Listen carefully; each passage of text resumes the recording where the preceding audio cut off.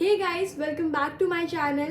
इस वीडियो में मैं आपके साथ साइंस की स्ट्रैटेजी शेयर करूंगी, किस तरह आप लोग साइंस को पढ़ना स्टार्ट कर सकते हो मार्च अप्रैल से, और through out the session science को पढ़ के अपने साइंस के बोर्ड एग्जाम में बहुत अच्छा स्कोर करके आ सकते हो। चाहे आप क्लास 9th में हो, चाहे आप क्लास 10th में हो, आप अगर ये स्ट्रैटेजी फॉलो करो तो आपके एग्जाम में मार्क्स बहुत अच्छे आएंगे।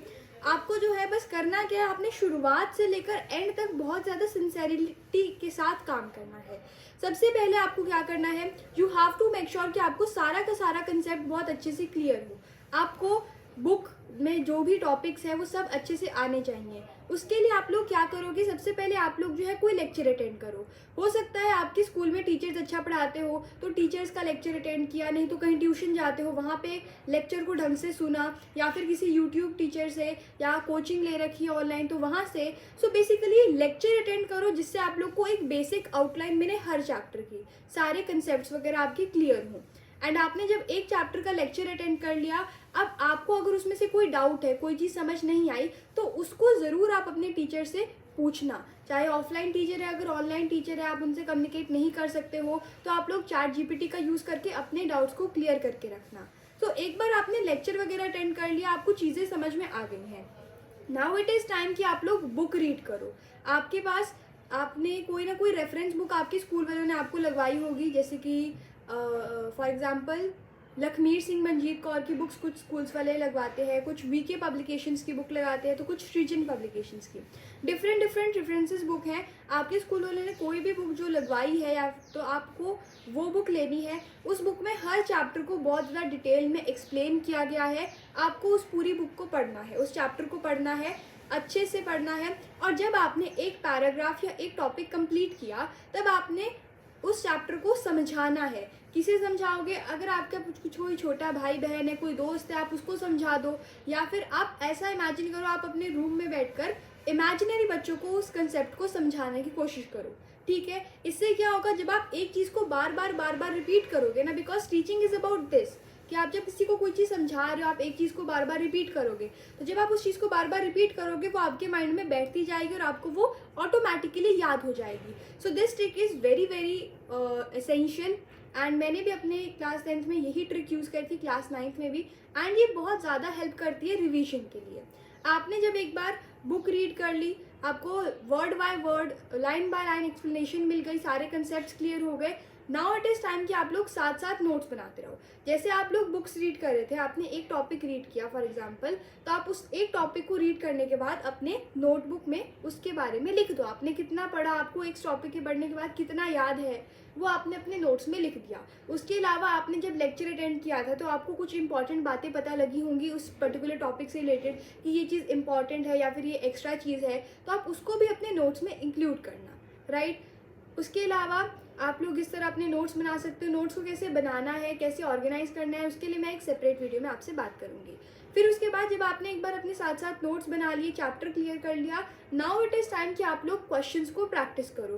क्वेश्चंस को प्रैक्टिस करने के लिए क्या करना है, बहुत सारे क्वेश्चन बैंक्स होते हैं। हो सकता है आपके स्कूल वालों ने कोई लगवाया हो क्वेश्चन बैंक, या फिर अगर आपके स्कूल वाले ने कोई क्वेश्चन बैंक नहीं लगाया तो आप लोग जो है एजुकार्ट, ओसवाल या एग्ज़ाम आइडिया जैसे डिफरेंट डिफरेंट, या फिर टुगेदर विद है और एवरग्रीन है, ये सारे इनमें से किसी एक क्वेश्चन बैंक को आप लोग परचेज करके उसमें से क्वेश्चन प्रैक्टिस कर सकते हो। मैं रेकमेंड करूँगी कि आप लोग एग्ज़ाम आइडिया लो, बिकॉज मैंने भी एग्ज़ाम आइडिया से किया था।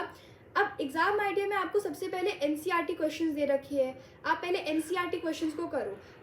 हर उसमें जो है, हर क्वेश्चन बैंक में एनसीईआरटी क्वेश्चंस दिए ही होते हैं ऑलमोस्ट सभी बुक में, तो एनसीईआरटी क्वेश्चंस को करना इज अ मस्ट। आप एनसीईआरटी क्वेश्चंस को अच्छे से करके रखो। And one more thing, question practice करने से पहले अगर आपके पास टाइम हो तो आप लोग एनसीईआरटी टेक्स्ट बुक अच्छे से रीड कर लेना, या फिर अगर आपके पास टाइम नहीं है या फिर आपको लगता है कि आपने रेफरेंस बुक ही बहुत अच्छे से रिवाइज कर ली है, तो आप लोग एनसीईआरटी टेक्स्ट बुक की जो भी एक्टिविटीज़ उसमें दे रखी है वो तो ज़रूर पढ़ना ही पढ़ना। एनसीईआरटी में जो रिएक्शन दी हुई है, जो डायग्राम्स है, उन सबको अच्छे से देखकर ज़रूर जाना। चाहे आप लोग पूरी एनसीईआरटी मत पढ़ना, बिकॉज एनसीईआरटी में जो कंटेंट है वही सेम टू सेम कंटेंट आपका रेफरेंस बुक में भी है। आपने अगर रेफरेंस बुक पढ़ ली तो एनसीईआरटी बुक पढ़ने की इतनी ज़्यादा नीड नहीं होती है। तो आपने जब एनसीईआरटी बुक पढ़ ली, फिर क्वेश्चन प्रैक्टिस करनी है, तो आपको एनसीईआरटी क्वेश्चंस को पढ़ना है।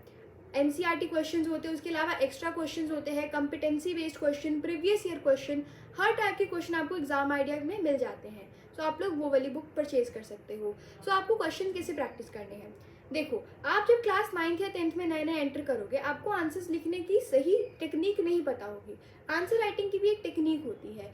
आपने क्या करना है, आप पहले क्वेश्चन को रीड करो। आपको कंसेप्ट क्लियर है, आपने नोट्स रिवाइज कर लिए, तो आपको याद होगा कि किस तरह उसका क्वेश्चन को आंसर करना है। आपको समझ में आ जाएगा क्वेश्चन पूछ क्या रहा है, उसका आंसर में क्या लिखोगे। तो पहले तो अपने माइंड में क्यूरेट करो आंसर कि आप लोग क्या लिख सकते हो आंसर। फिर उसके बाद उस आंसर को रीड करो कि आपने जो सोचा था क्या वो आंसर जो है उस चीज़ को मैच कर रहा है या नहीं कर रहा। अगर आपका आंसर मैच हो रहा है then it is very good. अगर नहीं हो रहा तो उसमें जो जो आपकी कमी रही है, जो आपकी गलती रही है, आप उसको नोट करो, अपने माइंड में उस चीज़ को याद रखो। इसी तरह सारे क्वेश्चंस को करो। एंड अगर आपको एक बार आपने जब क्वेश्चंस को ऐसे हाथ रख के कर लिया, तो आप लोग अगर बार बार रिवाइज करने जा रहे हो तो उसको बार बार आप इसे हाथ रख के करो, would be very time consuming. आप लोग इंस्टेड क्या कर सकते हो, आप बुक को खोल के उस क्वेश्चंस को रीड कर सकते हो और आंसर्स के की पॉइंट्स को रीड कर सकते हो। आपने एक बार क्वेश्चंस रीड किया, आंसर रीड करे, आपको पता लग जाएगा उसमें कुछ की पॉइंट्स है, कुछ कीवर्ड्स है जिनको इस आंसर में लिखना ही चाहिए।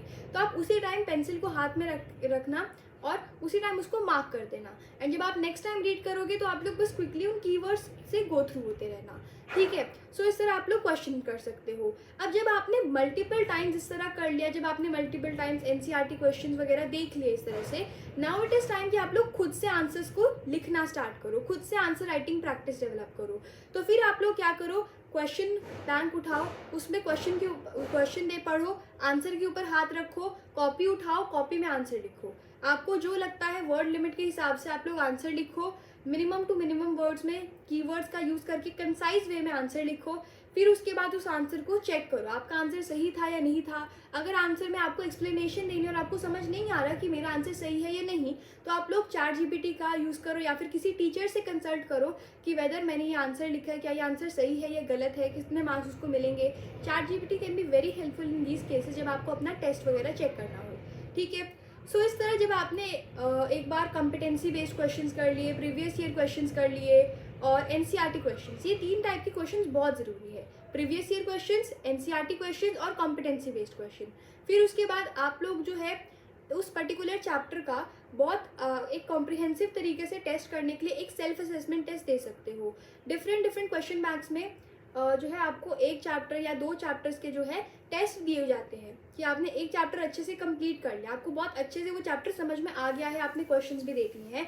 अब आप पता लगाना चाहते हो कि आपकी इस चैप्टर की तैयारी कितने अच्छे से है, तो आप लोग ऐसा कोई टेस्ट वगैरह दो। या फिर आप लोग जैसे आप अगर किसी कोचिंग में जाते हो तो वो आपको कोई टेस्ट वगैरह देते होंगे उस चैप्टर का, तो उससे भी आपको पता लग सकता है आपको कितना वो चैप्टर समझ आया है या नहीं। या फिर फॉर एग्जांपल अगर आप कोई कोचिंग ले रहे हो ऑनलाइन, तो वो आपको जैसे प्रशांत भैया हर चैप्टर की एसीपी देते हैं, तो आप लोग वो सॉल्व कर सकते हो, राइट।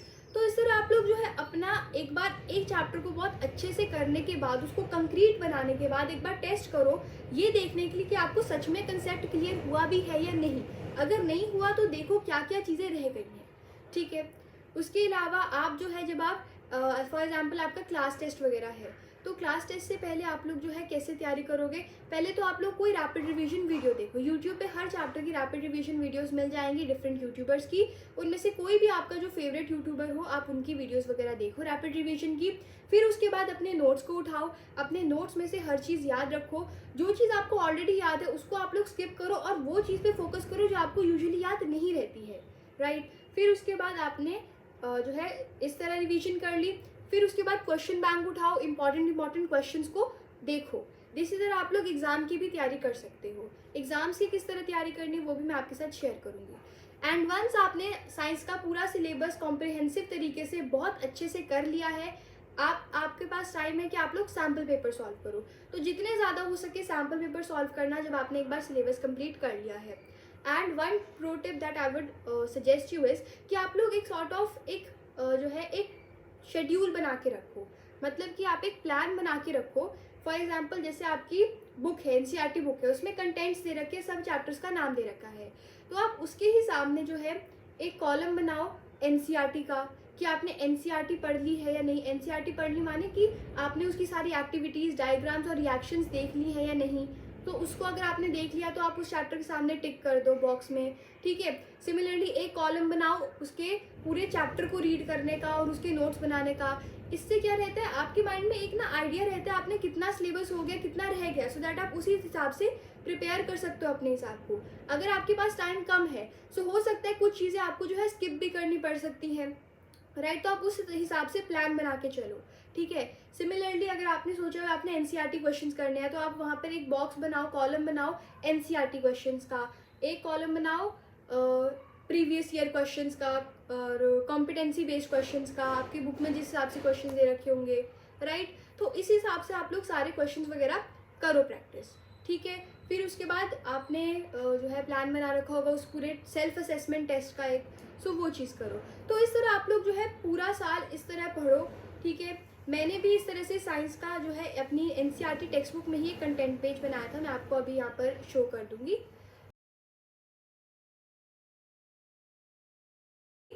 तो इस तरह से आप लोग जब बना सकते हो आपको हर चीज़ आपके माइंड में रहेगी, कितना सिलेबस हो गया है, कितना रह गया है, so that would be very convenient for you. Thank you so much. You guys can score 100 on 100 in science. It's not that difficult. Thank you so much. Goodbye.